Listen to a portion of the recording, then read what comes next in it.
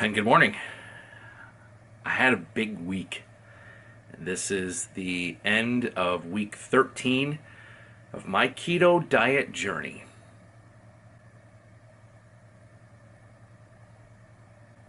Good morning, how are you? It's Monday morning. I'm back to update once again on the progress of my weight loss journey through keto diet. This was a big week. This was a big day. And I swear I feel like I'm going to just repeat so many things that I've been saying over the last several weeks. I'm going to try not to just be a broken record of things I've talked about before, but this was a big week. I just weighed in a minute ago, and I literally could not have expected the results that I just saw. So 4.8 pounds this week. 4.8 pounds. I was 236 last week, and I'm 231.2. That's just nuts. Again, broken record. I always think it's going to be a plateau. I always think it's going to be a weight gain. I'm always frustrated and worried and nervous and sure that this is not going to be the week that goes my way. And I pull almost a 5-pound week out of this thing. This is nuts, man. 13 weeks, 3 months and a week. I started this at 269, just about 270 pounds. And I'm down to 231. That's just nuts. 38 pounds lost in 13 weeks. I am dangerously close to my stretch goal. My stretch goal is 225. Well, I'm now 231, so I'm only 6 pounds from the stretch goal, and the overall goal where I really want to be is 215 pounds. I'm 5'9". I'm 43 years old. I talk to people who have gone through weight loss. I talk to people who don't have the same body style that I do. I talk to, generally speaking, skinnier people, and they talk about how, at 5'10", 5'11", 6 foot, oh yeah, no, I'm going to get down to 185. I'm going to get down to 175, and I think that's just nuts. I don't. That's not feasible in my world, and I talked about this 3 months ago, how in high school, 215 was like freshman year, sophomore year, and I left that behind and never looked back. And I was 225 through most of my older teen life and early 20s, and then into the 230s when I got into office, sedentary office work on a computer, and then over the course of 10 years, 240, 250. And now in these last couple of years, 260, 270. It's just nuts. And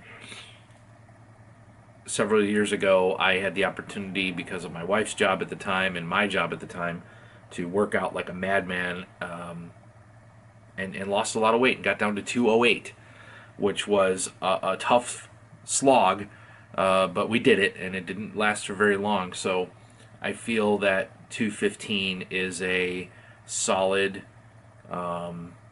goal that I can hopefully achieve. I feel so good about 225 right now. It's coming. I just see it. One thing that's interesting is, and I've talked in the past about how years ago I was also trying to lose weight, and I was recording it on Facebook, and it was popping up in my memories for a while, and it stopped a few weeks ago. I wasn't getting this day memories anymore on Facebook about the weight loss thing I was doing 5 years ago. Well, one just popped up yesterday, and in fact it was week 13, just like it is now 5 years later. And in week 13 I had gotten to 225 and felt stuck. I find that interesting. That's a very interesting thing to me, that 5 years ago I wasn't nearly in as bad a shape as I am now. I must have started at like 240 or something, and pushed myself down to 225 and felt like that was a nearly impossible task. It wasn't then, it isn't now. I'm 6 pounds away from that now, and I feel like $1,000,000. Some things changed. Maybe part of that 4.8 is this. I went through some changes this week. I made a decision to get a haircut.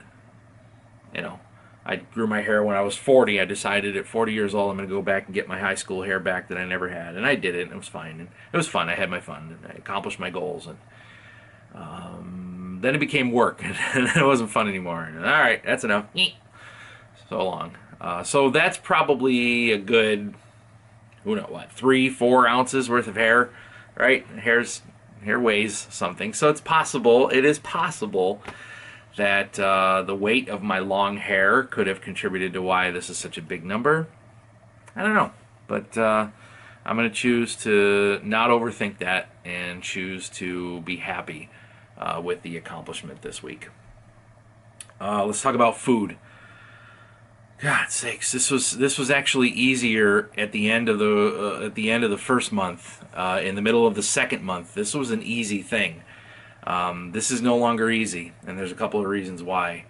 I've had to do some real deep down thinking and some considering of what I'm eating and why and how much and everything. Okay, so I have driven myself down to 1,800 calories per day in this quest to keep kick-starting my body into wanting more and shedding and eat the fat that's inside me and do the keto thing, so it's high fat, low carb. Great. Then a few weeks back, I also threw back in the intermittent fasting. So I every day I do not eat any calories whatsoever until 1 p.m. in the afternoon.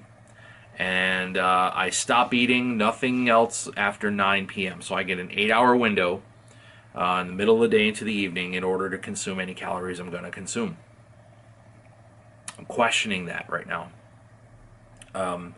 Mostly because I'm getting hungry a lot more than I thought I would. I'm used to the idea that on intermittent fasting I'm going to be hungry around between 9:30 and 10:30. Somewhere in there I'm going to feel some hunger, and it's not going to be bad, and I'll drown it with water, and it's fine. But this past week has been tough. I'm hungry at 9. I'm hungry at 10:30. I'm hungry at 11:30, and then what shouldn't be happening is I'm really hungry at like 2:30. I'm really hungry at 4:30, 5 o'clock. I don't think that's right. I don't feel like that's accomplishing what I'm looking to do. So I need to look at that. I need to look and see two major questions. One, do I try to stay the course one more week on what I'm doing now, which is 1,800 calories a day and intermittent fasting? Or two, do I adjust something, or do I adjust all of it? Do I increase the calories? Do I ditch the intermittent fasting? I'm still in consultation with my coach, my son Sebastian, and he's looking at some things for me and trying to get a sense of what is going to be the most beneficial, or conversely, what is going to be the least detrimental to this. So I don't know. I did a whole bunch of keto calculators the other day to figure out where I'm at. And at my age, with my current weight, most of these calculators were telling me that I should be eating between 2,400 and 2,500 a day as a maintenance. Well, I don't want maintenance. I want loss. So that's too high in the calories. But the macros, okay, guys, for the first time in 3 months, I'm seeing a change in the status of the macros. It has been 80, 15, 5 for as long as I've been doing this. 80% fat, 15 carb, 5 protein. I did not hit that mark. Not once in this past week did I hit that mark. I'm happy to say that it was never because of carbs, and if anything, the carbs almost every single day were 1, 2, 3% carbohydrates for the day. It's the protein, and I can't get away from the protein. So I have to keep looking at that. I have to keep thinking about that. I have to put the camera on a charger, or it's gonna It's gonna die on me. So hold on, we're gonna change camera angles. Look, this is the magic of movie making, and we're making adjustments on the fly. And look, you're in the world of video making with me here right now. And if you're still watching this, that's amazing because this has probably gone on like 8 minutes already. But anyways, I'm almost done. I'm coming in every single day at like 75% protein, 70% protein. No, I'm coming in every single day at 75% fat, 70% fat. You know, I'm supposed to be at 80 fat, and I'm not. I'm supposed to be at 15 protein, and it's coming in at 20, 25. It's just not there. But here's the thing. When I ran all those calculators this week, 3 of them came back and told me that my macros should be 75, 20, and 5. And that's where they've been. 75, 20, and 5. Or less. Frankly, again, less. 4, 3, 2, 1% carbohydrate for the day. A lot of protein, right? Which, according to those calculators, is still keto. To me, feels more like South Beach or something. I don't know. But even if I take away the allowance for 3-4 ounces worth of hair, that still could equate to something like a 4-pound weight loss on a 70-20, 70-25, 75-20. I don't know. I have to decide. I have to decide today. So I had said to Sebastian the other day that what I'm going to do in week 14 is going to very much decide on today's weigh-in. I think I'm going to take a chance. I think, as I'm sitting here right now thinking through it, I believe that I will go ahead and allow myself a little bit more on the calories, because it is frustrating as hell to try and fit everything I need to fit into 1,800 a day and not be stressed out about having too much protein. I think I'm still, so I'm second guessing myself right now as I'm talking. I think that I am still going to shoot for the 80-15-5, but I am not going to feel guilty if I continue to come in at 75-20 in that range, because at the end of the day, the carbohydrates are not there. I'm comfortable not having them. I'm not jonesing for French fries. I'm not dying for potato chips. I'm not losing it over taking the bun off of the Wendy's Baconator. It's okay. All of that's fine. I'm not hurting in any way, psychologically, emotionally, or mentally. So that's where we are.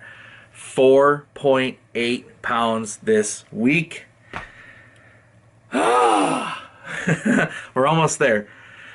231.2 is where I am today. 225 is on the horizon.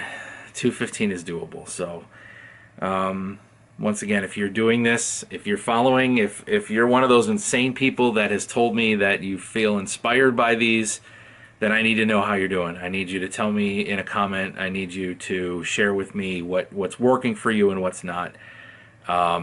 And I just thank you. Thank you for continuing to follow me as we move on past week 13 into week 14.